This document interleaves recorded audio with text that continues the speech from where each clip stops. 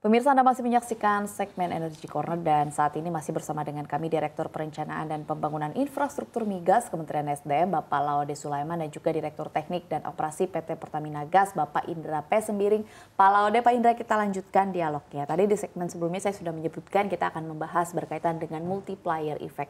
Mungkin dari Pak Laude dulu, seperti apa sih melihat multiplier effect dari proyek Cisem 2 ini? Baik, jadi yang pertama saya ingin dulu ke industri ya. Ke industri dulu, nanti setelah itu yang ke masyarakat. Nah, yang ke industri ini kita ketahui bahwa kalau kita bicara gas, sebenarnya gas itu sendiri kita melihatnya dari dua sisi.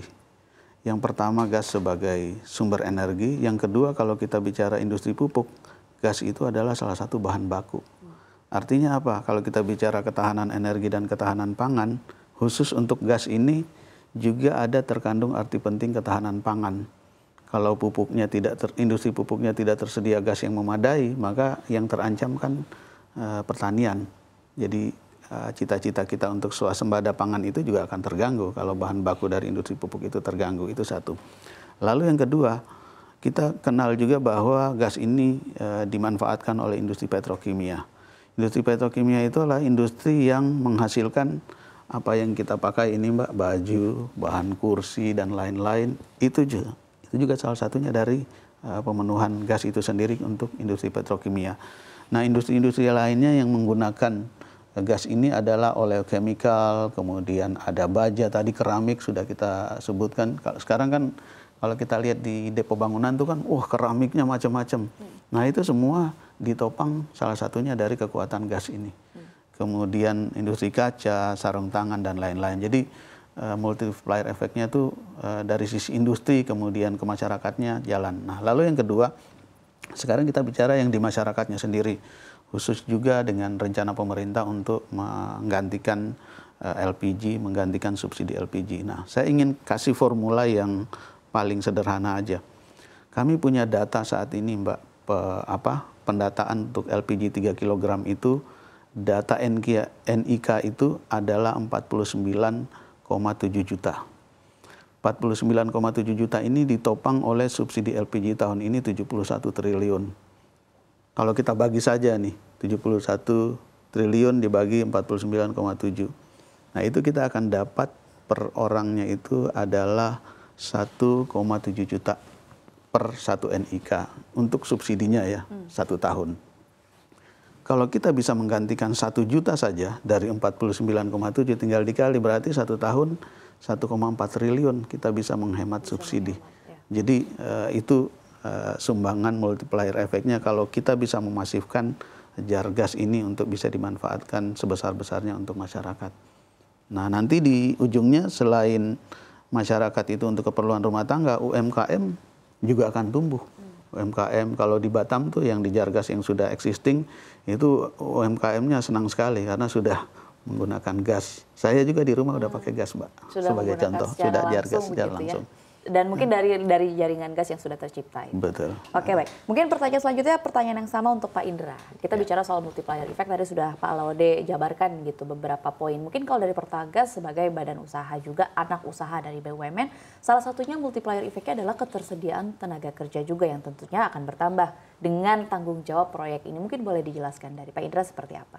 Ya, baik Mbak Dina. Jadi sebelumnya saya jelaskan juga tentang multiplier effect dari terbangunnya pipa ini dulu ya, terlebih dahulu ya. Jadi sebenarnya dengan adanya konektivitas ya pipa antar dari Jawa Timur hingga Jawa Barat ya, walaupun nanti tadi disampaikan juga oleh Pak Laude itu akan sampai ke Sumatera. Ya, kita bicara di Jawa, artinya akan tercipta suatu fleksibilitas operasi. Ya, bagaimana sumber-sumber gas itu yang ada yang saat ini oversupply di Jawa bagian timur, tapi demand-nya lebih besar di Jawa bagian barat. Nah, inilah yang bisa kita atur lebih gampang untuk bagaimana ketersediaan gas itu di sepanjang seluruh Pulau Jawa secara lebih fleksibel. Dan ini tentunya dari tadi seperti disampaikan Pak Laude, multiplier efeknya apa? Industri akan bisa tumbuh sepanjang infrastruktur yang terbangun. Ya, sepanjang pipa ini bisa. Kalau tadinya dari katakan Semarang sampai Cirebon nggak ada gas, nah di sini orang susah membangun industri. Nah, saya dan teman-teman di Pertagas itu juga banyak datang dari pelaku-pelaku industri bilang, saya mau bangun di sini ada gas nggak? Jadi saat dunia industri mau membangun satu fasilitas juga, dia akan melihat fasilitas sarana infrastruktur gas juga salah satu menjadi pertimbangan. Dengan dibangunnya ini saya kira tentunya lebih membuat bagi pelaku usaha lebih mudah menentukan lokasi untuk pembangunannya itu. Tadi multiplier effect juga. Dan tentunya dengan dari Pertagas sendiri ya, tentunya kalau kami dalam mengoperasikan pipa ini, tentunya dari segi tenaga kerja dan sebagainya itu adalah kami melakukan optimalisasi terhadap tenaga kerja kami yang ada. Dan saya sudah sampaikan SDM kami juga cukup qualified dan saya kira itu bisa mengelola lah untuk pipa ini. Oke, baik. Pertanyaan saya selanjutnya masih ke Pak Indra begitu. Kita tahu gas ini kan memang menjadi salah satu energi utama di masa transisi ke depannya. Sehingga diprediksi tadi juga Pak Laude sudah menyebutkan ini akan ada kenaikan permintaan khusus untuk di energi gas itu sendiri. Bagaimana akhirnya strategi yang diterapkan oleh Pertagas melihat ada potensi kenaikan dari demand untuk memanfaatkan peluang ini secara optimal begitu. Proyek apa lagi Pak yang kira-kira akan diincar atau dioptimalkan oleh Pertagas ke depannya mengingat demand-nya juga akan terus meningkat begitu. Ya, baik. Saya kira dalam hal ini Pertagas ya bersama dengan subholding gas ya dengan PGN itu cukup bersemangat ya untuk mengincar dan mengembangkan bisnisnya ya ke seluruh Indonesia. Jadi ada beberapa proyek-proyek baru juga dan yang ini related dengan pembangunan ya itu sudah disusun ya beberapa proyek ya di Papua ada. Kemudian ada juga nanti beberapa proyek juga selain gas juga ada kita kembangkan.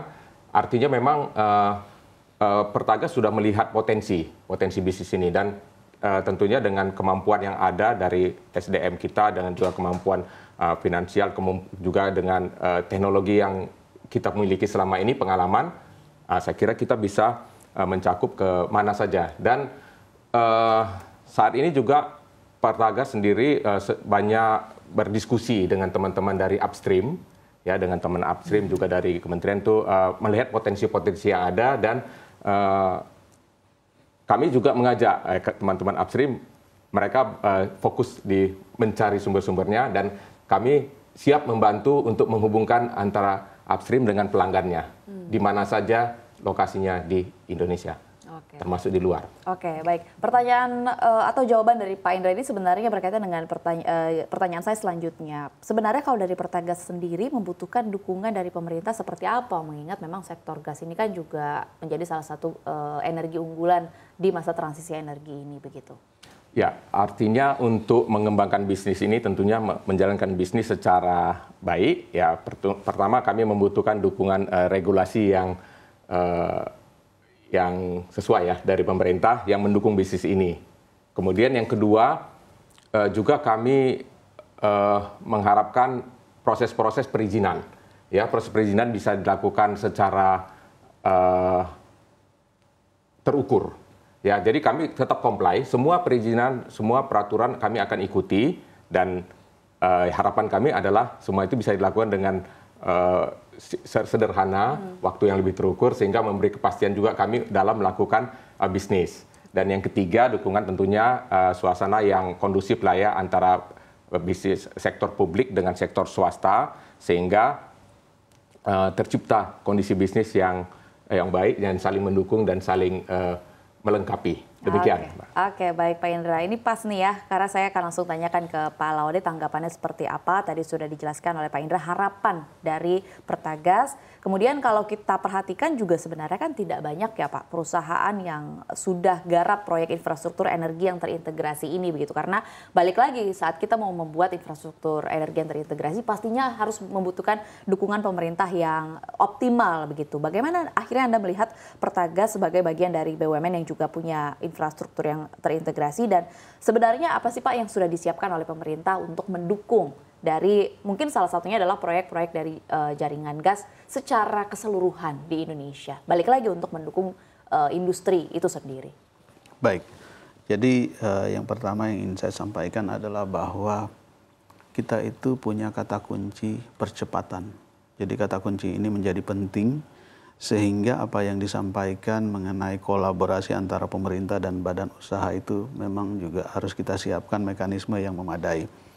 Nah, sebelum saya jawab itu saya ingin memberikan satu informasi dulu dari Global Energy Mix yang diterbitkan oleh IEA, International Energy Agency. Jadi bauran energi yang diterbitkan proyeksinya sampai ke tahun 2050 kan ada bauran energi itu adalah ada skenario-skenarionya. Ini saya bacakan skenario khusus, skenario net zero emission yang tadi kita bicara transisi.